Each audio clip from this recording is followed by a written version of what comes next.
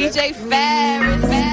The Chicago, nigga. It's the real one. Hit me. Only one is pulling shit the fuck up. Let's get sports talk. The difference this time around for Clemson. Obviously, no Trevor Lawrence the first time around. How does that change what we expect to see tomorrow? Well, Green, going against Clemson without Trevor Lawrence in that first game is like being in a talent show competition and going against the Jackson 5 without Michael Jackson. And you get... It's no different. They just wanted Clemson to win. Now that they lost, they feel like they lost and they had Trevor Lawrence. Y'all remember that game ended up in overtime, and the game was in the 40s. Clemson had a chance to win it, but Notre Dame had the ball at the end and won the game. DJ is a true freshman. He had a good game against Notre Dame. 3 touchdowns and 400 yards in that game. They just came up short. It's no different with Trevor Lawrence. Like, now say if Clemson win, they gonna say, that's why they lost. They had Trevor. No. Notre Dame just as good as Clemson. And they just had the possession at the end and won the game. Jermaine singing lead. There's just so much that they can do as a group without Michael. But now you insert Michael, that's a whole different Jackson 5. And when you insert Trevor Lawrence, that's a whole different offense.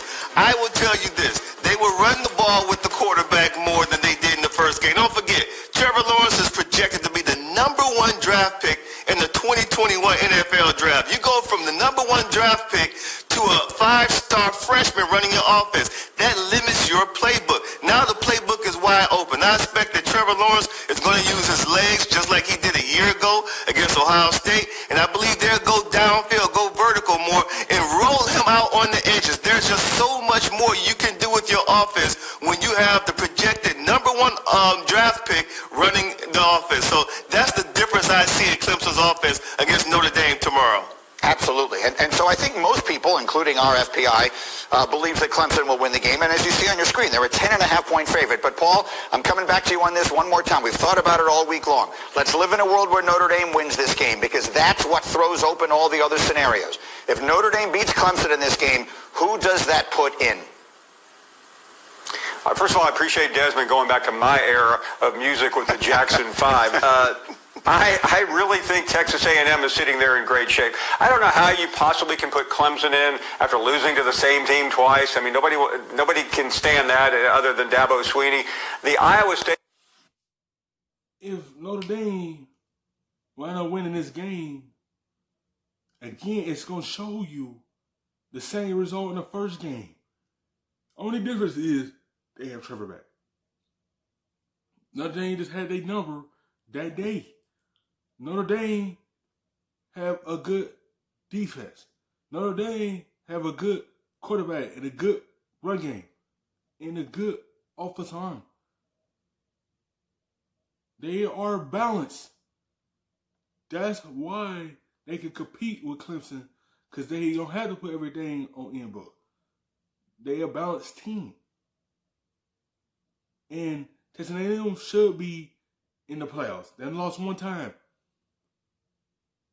So, I feel like Notre Dame still going to win the playoffs if they lose this game. If they lose this game.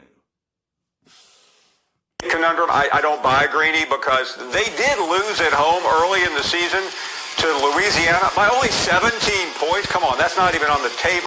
And then, Cincinnati deserves a shot. I certainly think they should be under consideration, but it looks like Texas A&M at 5 is sitting there in the best shape. And very quickly, Desmond, because the crew that you work with on College Game Day, Herbie and many others, have been outspoken this year, more than any that I can remember, about what we would typically call in college basketball the mid-major. People are looking at Cincinnati and the plight of them. I just wanted to get your perspective on that, on the idea that teams are getting the benefit of the doubt based on reputation and all the rest of that. A lot of people seem to be really more upset about that than I've ever heard them before. Are you?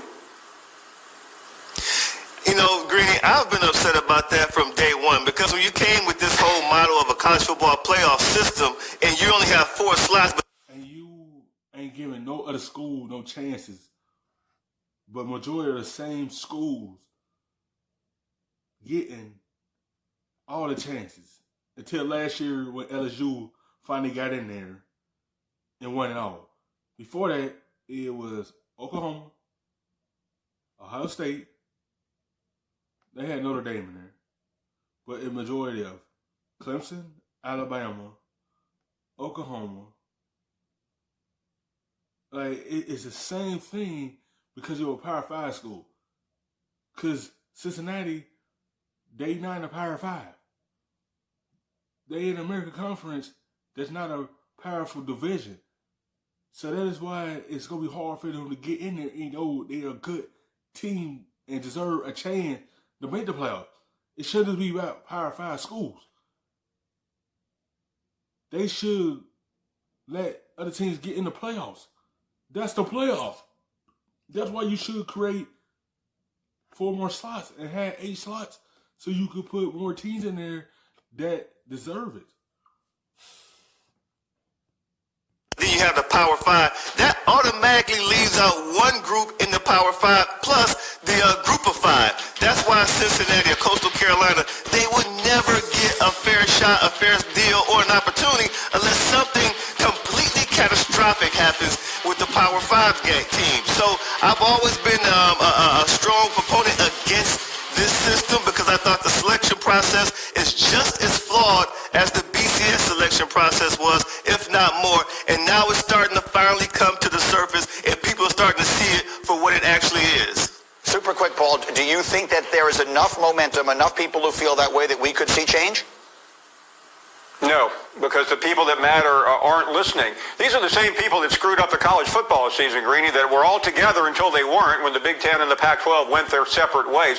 There's no universal voice in college football, and there's not enough time today to talk about a czar, but until somebody takes over and has one voice in collaboration with the conference commissioners, we are not going anywhere until the end of this contract.